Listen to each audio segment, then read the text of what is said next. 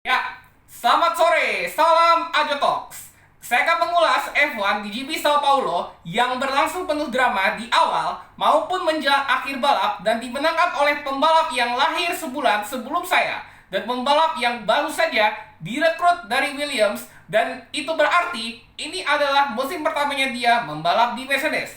Oke, langsung saja kita ulas hasilnya dulu. Pada balapan ini, George Russell memenangkan balapan untuk pertama kalinya setelah 81 balapan. Diikuti rekan setimnya, Lewis Hamilton kedua. Carlos Sainz finish ketiga, begitu pula rekan setimnya, Charles Leclerc keempat. Fernando Alonso kelima, Max Verstappen keenam, Sergio Perez ketujuh, Esteban Ocon kedelapan, Valtteri Bottas kesembilan, dan Lance Stroll melengkapi 10 besar. Di luar 10 besar ada Sebastian Vettel, Guan Yu Zhou, Mick Schumacher, Pierre Gasly yang harusnya finish ke-12, tetapi karena penalti 5 detik akibat ngebut di pit lane, Pierre Gasly harus puas finish ke-14. Alex Albon ke-15, Nicolas Latifi ke-16, dan Yuki Tsunoda yang finish di balapan ini meski tertinggal 1 lap.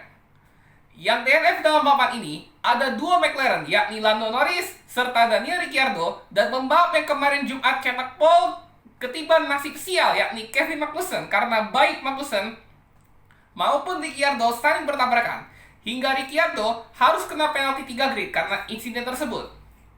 Dan sekarang, kita menuju jana balap. Saat start, George Russell langsung melesat setelah tikungan Senna S. Tiba-tiba di lini tengah, Ricciardo menabrak Magnussen dari belakang hingga pembalap Denmark itu spin, dan tabrakan dari Ricciardo enggak terhindarkan. Keduanya saling bertabrakan hingga belakang kirinya hancur karena tabrakan itu, membuat safety car dikerahkan selama 6 lap. Dan untuk kedua kalinya secara berturut-turut, Daniel Ricciardo lagi-lagi membuat masalah dengan pembalap lain setelah sebelumnya Yuki Tsunoda menjadi korbannya saat di Mexico City. Karena itu, Ricciardo harus turun 3 grid untuk GP Abu Dhabi minggu nanti. Restart pada lap ke-7, Hamilton dan Verstappen kontak, sehingga Hamilton mengalami beberapa kerusakan di floor mobil serta Verstappen kerusakan sayap depannya. Di belokan ke-6, terjadi kontak yang lebih berat lagi. Kali ini, birthday boy Lando Norris menabrak Charles Leclerc hingga pembalap Ferrari itu spin dan menabrak dinding. Leclerc masih bisa melanjutkan balapan meski ia juga kerusakan sayap depannya. 6 lap setelah restart, baik Verstappen maupun Norris harus mendapat penalti 5 detik karena tabrakannya itu. Lewis Hamilton yang pantang menyerah menyalip Lando Norris pada lap ke-15 hingga ia naik jadi peringkat keempat. Carlos Sainz masuk pit pada lap ke-17, tetapi saat kru Ferrari mengganti ban belakang kanannya, remnya terlihat kebakaran.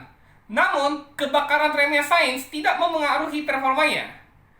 Di lap ke-25, Sergio Perez dan George Russell masuk pit untuk ban medium, membuat Hamilton untuk sementara memimpin hingga 5 lap ke depan. Pada lap ke-30, Hamilton baru masuk pit untuk ban medium. Dan di lap ke-41, baik Verstappen maupun Leclerc saling recover setelah kontak di awal-awal lap. Lalu pada lap ke-45, Hamilton menyalip Perez untuk peringkat kedua. Dan pada lap ke-53, hari ulang tahun Lando Norris menjadi lebih buruk karena DNF-nya. Dia terhenti di pinggir jalan sehingga pengawas balapnya kesulitan untuk meminggirkan mobilnya saat periode virtual safety car, membuat safety car kembali dikerahkan dalam balapan ini selama 5 lap mulai dari lap 55.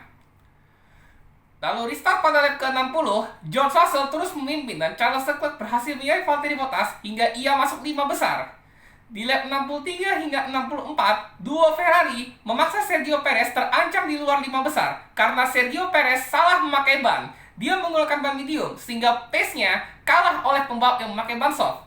Lalu pada saat restart juga, Yuki Tsunoda tidak diinstruksikan untuk overlap sehingga Yuki Tsunoda ini tertinggal 1 lap. Jadi Yuki Tsunoda ini mengingatkan saya kepada waktu restartnya Abu Dhabi itu, ya, dimana semua pembalap yang di antara Hamilton dan Verstappen itu tidak boleh menyalip safety car. Jadi itu tuh sangat gak benar sih. Harusnya itu ya, kalau buat saya, memang dua Williams dipanggil emang boleh menyalip. Tapi Yuki Tsunoda itu harusnya juga ikut overlap, harusnya disuruh juga, biar semua pembalap itu tuh tidak tertinggal untuk Yuki Tsunoda ini.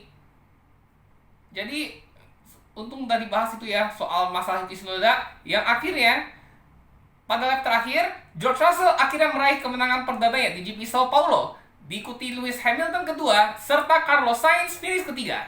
Driver of the day menjadi milik Hamilton karena pantang menyerah setelah ditabrak Verstappen saat restart waktu awal-awal lap. Oke, itu saja ulasan F1 GP Sao Paulo dari saya. George Russell dengan pace yang bagus, dia layak menang dalam balapan ini. Lewis Hamilton seenggaknya membuat Mercedes 1-2 dalam balapan ini. Tetapi Red Bull yang paling panas dalam balapan ini karena Verstappen menolak team order dengan tujuan untuk membantu Sergio Perez finish runner up, sehingga pembalap Meksiko itu kecewa atas keputusan Max Verstappen tersebut. Jadi kronologinya ini, Verstappen ini kan memang masih mengejar Fernando Alonso. Dia tuh harusnya bisa, cuma gapnya dia dan waktunya dia tuh sudah tidak cukup lagi untuk menyalip Alonso, sehingga saat dia disuruh mengembalikan posisi ke Sergio Perez, dia malah menolak. Bagi saya itu tuh penolakan itu karena gapnya dia terlalu jauh. Jadi ya wajar aja. Memang itu keputusan Max Verstappen ini sangat-sangat membuat Sergio Perez gagal 1-2 lah di standingsnya pembalap ini. Dan McLaren sangat menyedihkan. Tapi yang mengherankan Daniel Ricciardo karena menghancurkan balapan Kevin Magnussen yang telah brilian sejak Jumat kemarin. Ricciardo sudah membuat pembalap lain out setelah sebelumnya Yuki Tsunoda di Mexico City. Sampai saat itu Tsunoda juga DNF. Tapi Ricciardo sendiri masih bisa melanjutkan balapan hingga ia finish ke-7 meskipun dia kena penalti. Dan sampai ketemu di balapan penutup di Abu Dhabi pada tanggal 20 November nanti. Kita lihat siapa yang akan menutup musim dengan menang di balapan ini. Thank you for watching.